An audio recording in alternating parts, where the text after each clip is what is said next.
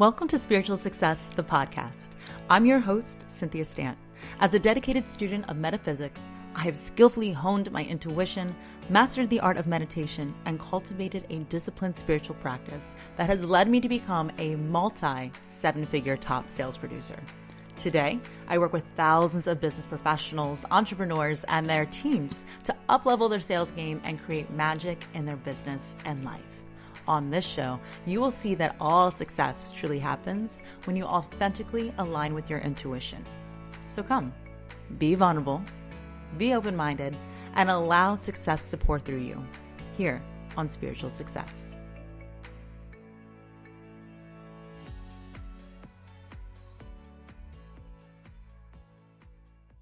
Hello, successful souls. Today's guest is an amazing treat here on the Spiritual Success podcast. Honestly, it's an absolute honor to have her, Kendall SummerHawk, as our guest on our show today. So here's the thing. Kendall is a multi-seven-figure business owner and expert business and money coach.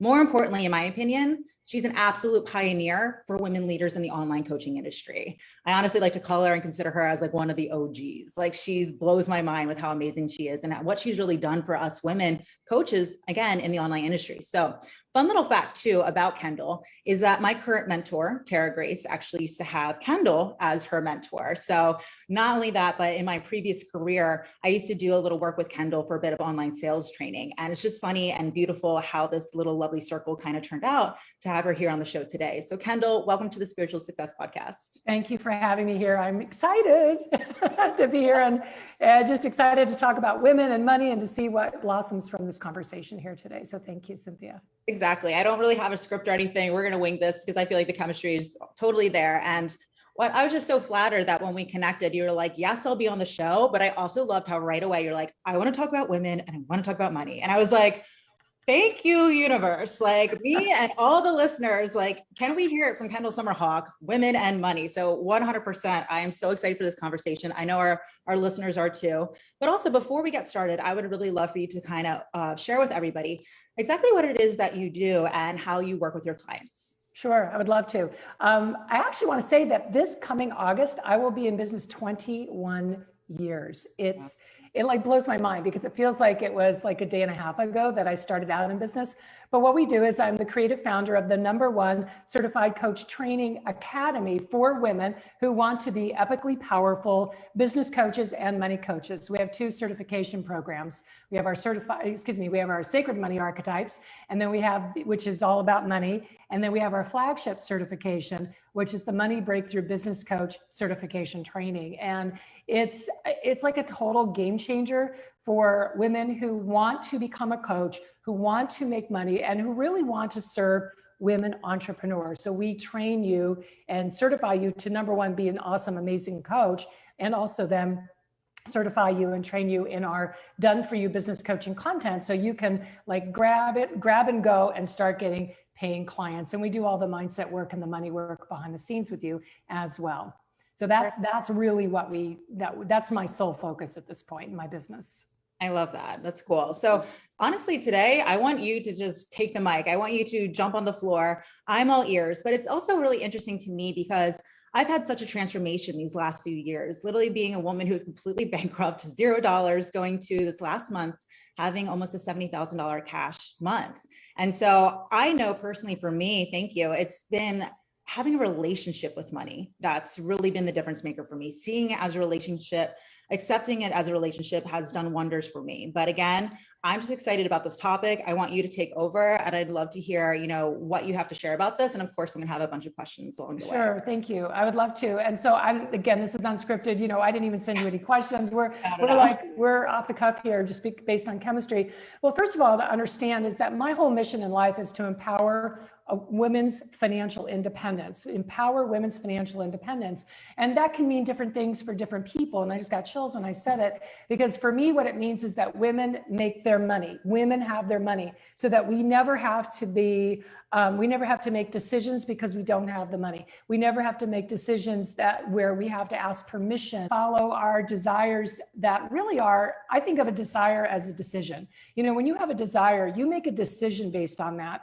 And I really believe emphatically with all my heart and soul and every fiber of my being that when women make money, amazing things happen for them. It's a layered effect for them, for their inner circle, their family, their community, and then for the world at large. So it's important to understand that's what I'm all about. And I think that one of the things that I see, especially right now, what's interesting, having been in this industry for so long, is that there's truly been no greater time in history of our whole planet, you know, of human beings, where women have the opportunity to, number one, to make money. I mean, this is a phenomenon that's really happened. It's certainly happened within the last 100 years. And it's actually really, I've seen it happen within my own lifetime. And I think I've got so many thoughts I want to share. I'm already losing my train of thought, but the ability, what I see in this industry is that because of social media, primarily, obviously the internet, but really social media, which is something that most women really, you know, they really resonate with, they connect with, the ability to make phenomenal amounts of money is literally at our fingertips. And I know for some of you hearing that, you may be not in that position and thinking, well, that's really nice for you or for Cynthia or whomever, but I just want you to really take this in, because truly, there is literally wealth waiting for you at your fingertips. But we have to decide as women, we have to decide, number one, that that's what we're going to create in our life. And I think that what happens is that women want this. You know, when you're ambitious, if you're here with Cynthia, you are ambitious. If you're not ambitious, you don't belong here, because Cynthia, you are like one of the most ambitious women I have ever met. And we've had the opportunity to spend, you know, to share space in person too. So I know you. Anyway, if you're ambitious, what happens, I think, for a lot of women is they want to say yes to that ambition, but then all these thoughts and feelings come in the way that are really constructs from other people. And so it's really up to us, I believe, to use money as a vehicle to peel back the layers of our crap, get rid of our shit, right? And all the things that hold us back, and to look at it that way so that we can emerge and grow. And really, my whole thing is about us you know, expanding and fulfilling our potential. So it's expanding and fulfilling our highest potential and doing it again and doing it again and doing it again. And I really see money as the vehicle, as the conduit for being able to do that. And so on a practical, and I always say making fabulous money is part of our spiritual path. I've been saying that for a very long time. It's so true. And I think that, just to wrap up on this point here, that we have to give ourselves permission. And I think that what we have to do is to set a money goal. And people can say, well, it's not about the money for me. It's like right there, that's a barrier. That's a barrier, not only to creating wealth, but to fulfilling our highest potential. Because I believe that there's no way we can be fulfilling our highest potential and be broke. Those two things don't go together. Somebody who says, oh, I'm fulfilling my potential, but I'm broke. No, then you're not fulfilling your potential. You're just not. Those two things don't go together. When we are fulfilling our highest potential, we are doing things in such a way and opening ourselves up and coming forward and being visible in such a way that we start to gain clients. We're making money. So I could keep going on that, but I'll stop there for the moment. No, I love that. And I think it's so important what you said. One of the things I really considered, and it's funny, you can bring yourself almost back to high school and you're in science class and they say, nothing is created, nothing is destroyed. And I realized that all of the money that I want already exists. And all of the clients that I'm meant to work with are there waiting for me. Like, I don't have to create them. I just have to align with them. And that's why I really always focus on like inner feminine beast. That's the version of you that has the courage, power, and strength to really just see it through and connect with that. But that for me helped so much. And I'm curious to know, like, what do you think? I know you talk a lot about mindset. Do you have like an opinion or a way of teaching about like embodiment when it comes to money? I think it's for me because I'm such a, somebody once said, it was actually, I think Suzanne Evans once said when she met me, she said, Kendall, you have both roots and wings. Yeah. Both roots and wings, you know? So I think that, so I'm a very practical girl. You know, I believe in mindset and using mindset and yet being very, very practical. So I think if you first of all look at mindset as simply the way you think about something, you know, people can think mindset and that's affirmations. There's nothing wrong with affirmations. They're great and all that. But mindset is more than just that. Mindset is how you choose to look at something. Mm-hmm. And so as far as the embodiment goes, it comes, I think we embody it, not I think, I know, we embody it by doing some very, very practical things. So, because you have to get it grounded, you have to get it in real life, practical, daily wisdom. So for example, one of the ways to embody mindset is to start tracking, you know, is to start tracking your income on a daily basis. And that right there, this is a strategy that I created about 18 years ago, actually. And I do it to this day. I do it to this day. I have my money tracking sheet right here. It's, you know, day by day. And today's the first of the month. So we've got it, or second of the month. So I've got one entry from yesterday. And it's, people can say, well, I don't have anything to track. I don't have money coming in every day. That's okay. You track the zero. It's such a powerful 3-minute tool, 3-minute exercise to log what comes in every day. And I remember when I started doing this, and it's eye-opening, it's illuminating, because you see the patterns, you see the patterns of how money comes into you. And you also have to then recognize the emotions that come up, because the emotions are there anyway. They're already there. They're just being suppressed. When you start tracking, and by the way, what you track expands. So, you know, you start tracking, you might have 4 entries in a month where you have money coming in 4 times in a month. Okay, fine. What's your goal? There's lots of money games you can play with this, but you know, what's your goal? Is it to have money coming in every day? Mine is to have money coming in every single day. And to understand too, you know, I'm well over 7 figures year after year after year since 2008. I still have days each month. I can have 1 or 2 days where it's a 0. Now I hate that, but it can still be a 0 even at my level. So don't let the 0 mean anything. If you see a bunch of zeros, then you're saying, okay, what am I doing? Do I have a clear offer? Am I clear about my pricing? Am I excited about my pricing? Have I practiced saying my price so easily that it's like past the salt? It's so easy to say it. You know, so these are a lot of ways to embody it, to live it and breathe it, that support the mindset of whatever you have decided, whoever you've decided to be. Yeah. And I'll say this too really quickly. I had jumped into 6 figures. Actually, I climbed and clawed my way to 6 figures, because my first year as a coach was my year of tear and fears. That's what I call it. It was a miserable experience. I made no money. I was burning through all my money. I was married at the time to a guy, husband number 2, to a guy who was in and out of jobs, unreliable. We needed to get divorced. And so I knew I had to do something different. And that's actually when I decided to be a business coach, which is hysterical, right? Because here I was not being successful in my business. And I knew, you know, the story is just briefly that I was at a moment where I looked at my bank account and I was like, holy smokes, I'm going to have to get a job. I'm going to have to get the job here because I'm out of money. And I got this guy who's like yucky and all this stuff.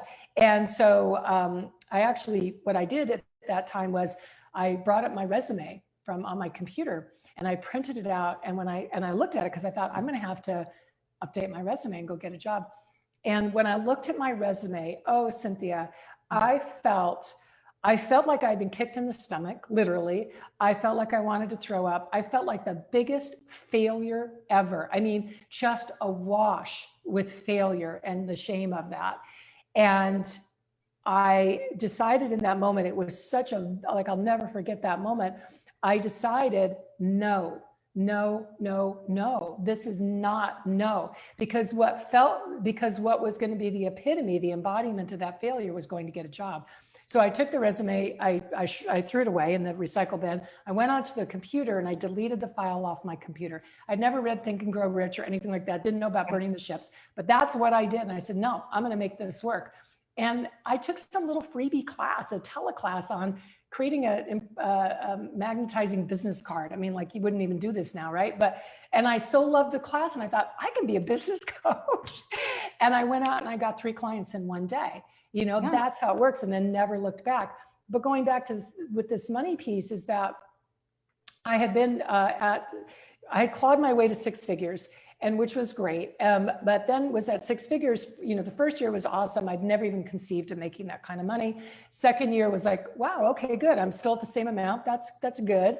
And then the third year, same amount, like within a couple $1,000 plus or minus the same amount. I said, okay, year three in a row. Yeah, I'm happy, but this is a stuck place. This is a plateau.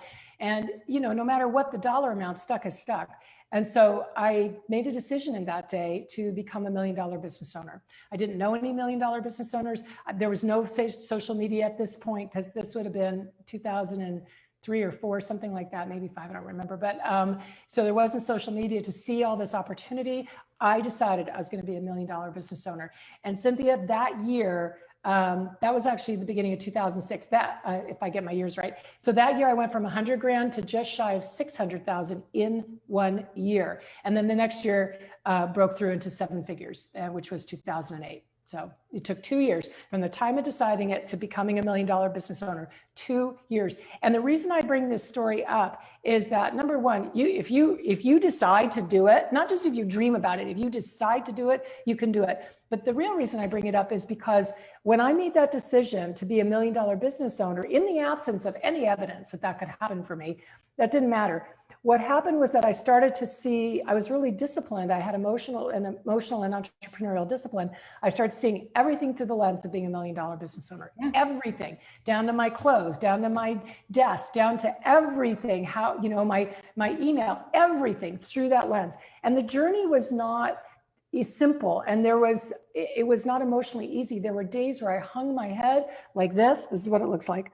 And I thought, I can't do this. I just can't do this. And then I picked my head up. I went, nope, I'm doing this. And I recommitted and redecided in that moment. And then it happened. And we've never been below that since.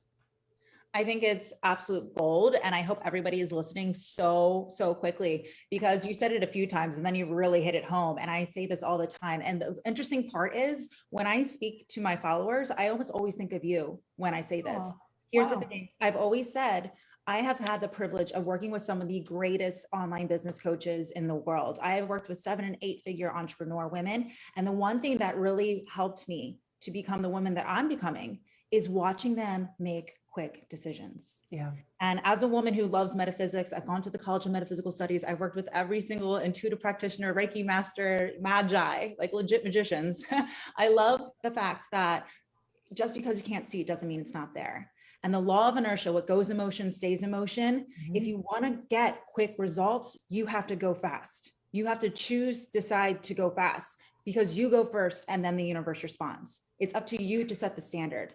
And that's what's always saying. It's like, well, think with the end result. And the end result for me is my inner feminine beast. It's really the version of me that's already doing it. So I always think, how does she handle this? How does she speak? How does she dress? How does she, handle this confrontation? How does she handle the stress? It's not stress. It's not scary. It's exciting. I get to do this. I don't have to do this. And it's so interesting having, I tell everybody else, these are the women that I've worked with. I watch them make quick decisions. Cynthia, having, a VIP day with her. I need 5 minutes to talk to my team. Yes. $100,000 for that. Sure. Hire them. Yes. Fire them. Yes. Go ahead. Yeah. Okay. We'll do that. 10,000. Good. I'm saying, oh my God, what's happening? But I saw the decision making, because here, and this is what you said too, once you fail, and it's so terrible in the moment, you realize it was never really that bad. And that as long as you don't quit, you really don't ever actually fail. No. And I've always said this for the longest time, that the only failure is not trying. It's not trying. And, just to jump on, to add to what you're saying, it's because I'm thinking about what you're saying here, and it's a recommitment. You have to recommit. And so it is making decisions quickly. One of the biggest time wasters is waffling in a decision. Waffling, we call it churning, all of that. And if you are experiencing that, because I can be like an A1 champion churner, right? And so I catch myself if I'm churning about something, step back, be that witness, be the observer, and say, wait a second, what is it? First of all, what is the decision I really need to make here? Not making the decision, but what is the decision? So churning around hiring people. I mean, I love a really lean team. I don't want bazillion people. I've had bigger teams in the past. It's I'm over it. I don't need to do that. So I was churning about hiring and this and that. And I said, wait a second, what is really the decision? And the decision is, am I growing my business or am I not? Because my team that I've had up until recently got us to a certain place. We can't grow beyond that. We're tapped. So the decision, so it's re-looking at what is really the decision. Am I growing or am I not? Yes, I am. Okay, well then I need team to grow. Great. What is the decision? Is the decision to have a big team? No, I don't want a big team. And so the decision is to keep my team lean. So it's like when one decision, it's like the dominoes. One decision, falls and the other ones just fall into place. So when you catch yourself turning, step back and say, what's really the decision that I need to make here? And you just recommit to that decision every day. You recommit. And you've been around so many women making really amazing money I think that's what we do. We just recommit all of the time. Exactly. And I'm a huge fan. What I teach my clients is having a monthly vision board, not a yearly, I'm saying there's not a wall big enough to put my yearly vision board on it, right? But my monthly one. And every single day I sit down, listen, this is important, whether you are a business owner or you're a saleswoman or regardless, like you are the CEO of your life. So you need to sit down and get the biggest return of your most important asset, which is your time. You can always make more money. You cannot make more time. And so we need to sit down every day and feel your why. Why are you doing this? And what actions are you going to take in a line to hitting that goal? And that's what it's about. Exactly. I think that's so important that you share that. It's like every single day, am I focused on the end game? You think with the end in mind. So when I was responsible for Jim Beam brands as the youngest state portfolio manager in the world, or when I was working for my previous boss, and it was like, Cynthia, we need to hit $20 million this month. It's like, or Jim Beam anyway, it would be like, okay, let's hope and see how it goes. And let's try our best, everybody. No, like you have to have a game plan and you have to work the numbers and you need to be able to pivot if it doesn't go right. And something's going to go wrong because it always does. So how do you handle it when it does? And what's the backup plan? So it's just fun because I'm not making this up, people. Hear it from one of the greatest. I'm going to take what I saw you post about that recently about having a monthly vision board. And I just updated my main vision board and I'm like, it doesn't have enough room because I have so many things that I have plans and dreams for, but I'm going to actually take your idea of a monthly vision board. I love that. The thing too, I want to shift the conversation a little bit to some practical things. I think one of the things, because I've coached thousands and thousands of women on money, and through our certification, especially the Money Breakthrough Business Coach certification training, I'm teaching women how to coach other women, but they also get coaching inside of our certification, right? And so one of the patterns that I've noticed is that most women are, they're not used to the concept of overflow. They don't live where overflow, they don't construct their world to where overflow is a reality. So what do I mean by that? What I mean by that is that whatever their monthly expenses are, they have just enough. They have just enough, a little bit more, or not quite enough, and it's a little bit low. So it's a little, plus or minus, but they have just enough. There's no overflow. Constantly checking their bank account. You're like, do I have enough? I just write a check. Do I have to make sure? Or I just swipe my card. Do I have to make sure there's money in there? And so, and I see women doing this whose expenses are $2,000 a month. I see women who are doing this whose expenses are $15,000 a month. I see women I have had in the past 7 figures, right at 7-figure clients doing this same behavior. So if you think that that's all going to change for you when you make more money, that's not necessarily true. You actually have to make it true today. You have to live the truth of that, of overflow today. And so practically speaking, what that looks like, because is that your expenses are whatever, and you have more than enough coming in. You have this amazing buffer between what you need in order to pay your expenses and what you actually have coming in. And that's overflow. It's cash. That is pure cash. There's no mystery about this. It's not complicated. That is cash. And I think cash is queen. Cash is everything. I'm a big, collector. I actually collect cash. I love having cash. And I think that's interesting you say that, because I noticed so many people in the online industry are like, I secured 100K. Like, that doesn't mean it's secured. It's not guaranteed. Like, what did you get in cash? Like, that's where it counts. Exactly. Yeah, that's where it counts. When I say we have X amount a month, it's not in sales, it's in cash. It's on my money tracking sheet. It's Yeah. on, if it's not on my money tracking sheet, that too. then it's not in my bank account. And then you don't pay your mortgage, or I have horses, you don't feed your horses with, a sale, you feed your horses and pay your mortgage with cash. So the thing is, when you're starting out, or if you're not in that place, so this is, by the way, one of the most important critical paradigms for women to flip a switch on, so that they have excess, they have overflow. And so one of the things you can do is, when you're just getting started with this, there's two tips I'll share here. One is that when money comes in, what most women do is they're Teflon with money. Comes in, out it goes. You don't want to be Teflon, you want to be Velcro. You want to be Velcro with money. You want it sticking to you, right? And so, yes, I get it. You have bills to pay. We all do. And I get that. But don't be so quick. Don't be so quick. Let that money sit in your bank account for 1 week, 7 days. Just let it sit there and notice the emotions that come up for you. Because people always say money is energy, and I've never really gotten that. It's never resonated for me. And I realized that for me, money isn't energy. Money is emotion. Money is all emotion. And money itself is neutral.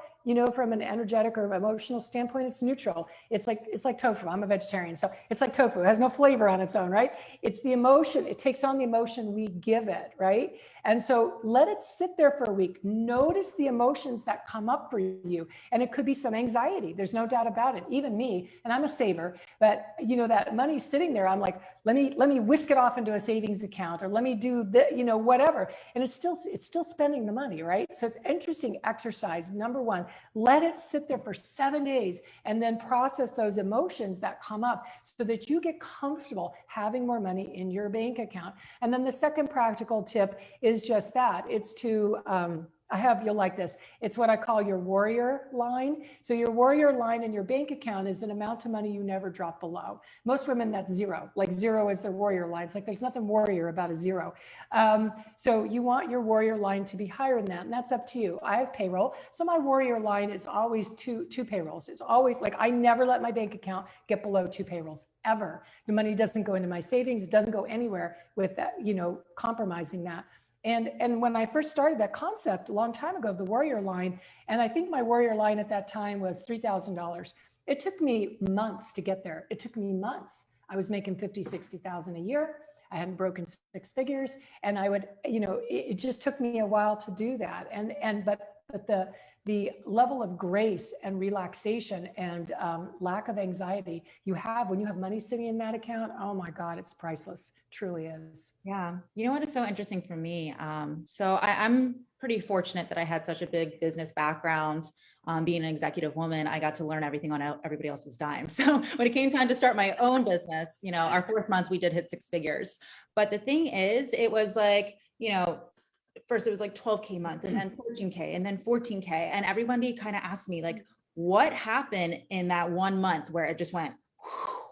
And so one of the things that I noticed in the beginning was, it was so interesting how I would get a big amount of money and I would easily invest it back into my business. Oh, $10,000 for ads. Here you go. Oh, how much is that employee? Okay, here. Oh, how much? I would just do it, like, not even thinking. But then I would look at a nice handbag and be like, that's insane. That's crazy. I would never do that. And that was the money talk. I realized money likes a purpose.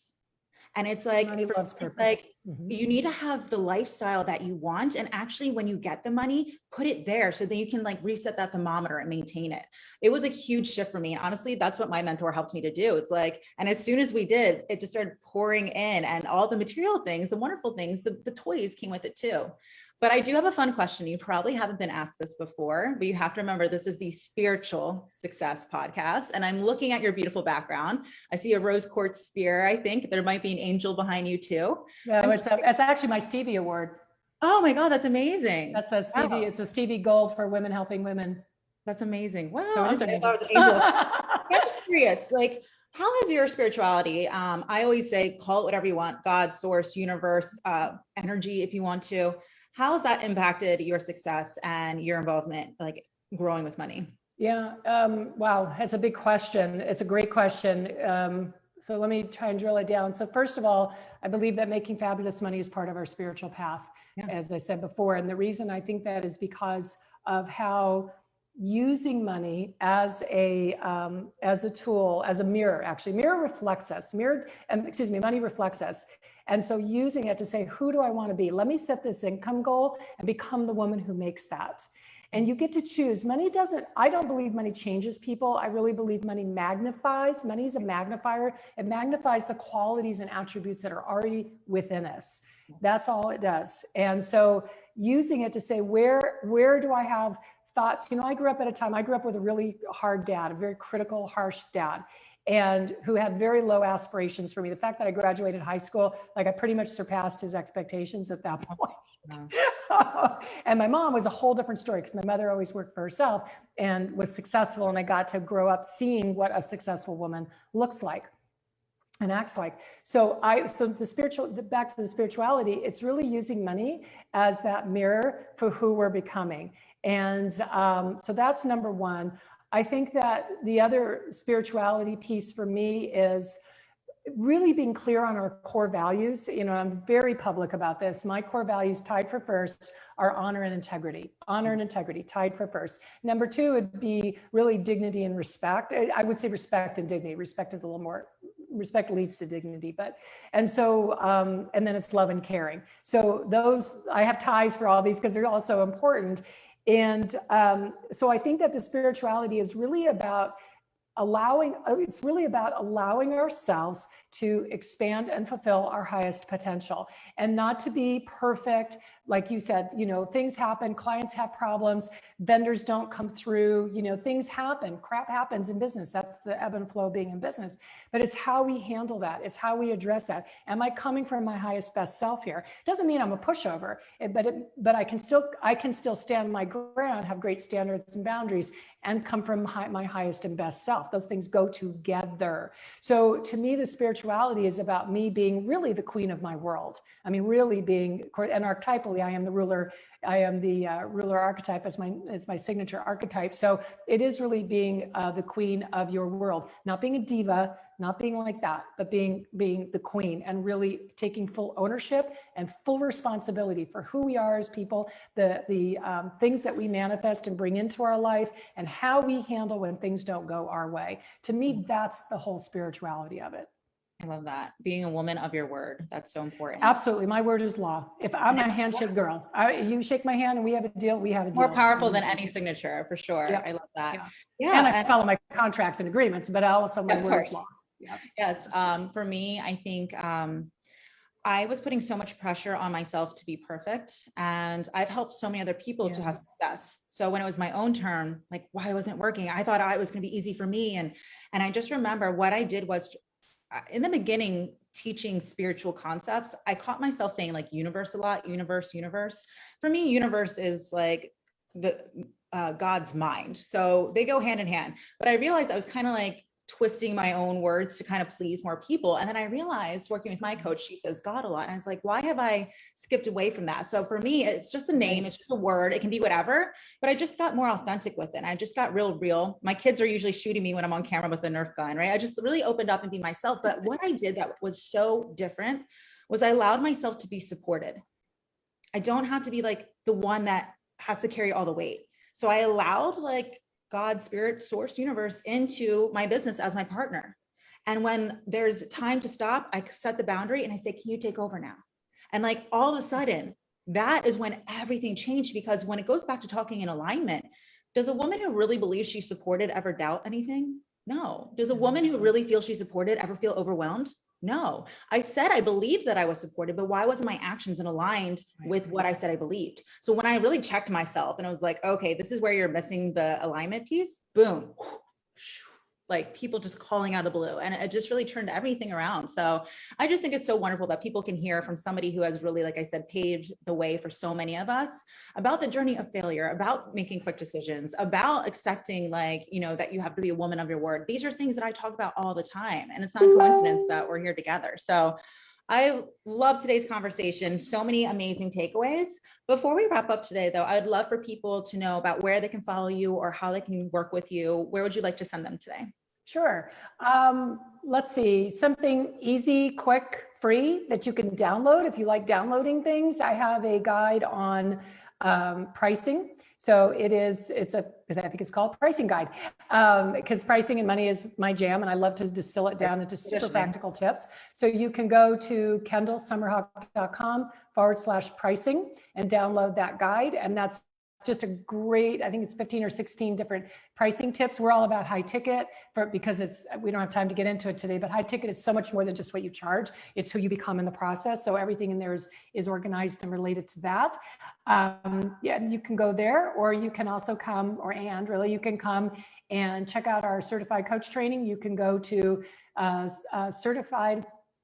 Actually, you can go to coachtrainingwithkendall.com. That's the best one, coachtrainingwithkendall.com. And I'll check out the certified coach training there. Yeah. I'll make sure to get all your links and share it with everybody. Okay. And also too, if you're listening to this on audio and the podcast, you're totally missing out. Make sure you come join the Spiritual Success Sorority Facebook group so you can see this live, this video. It's fabulous.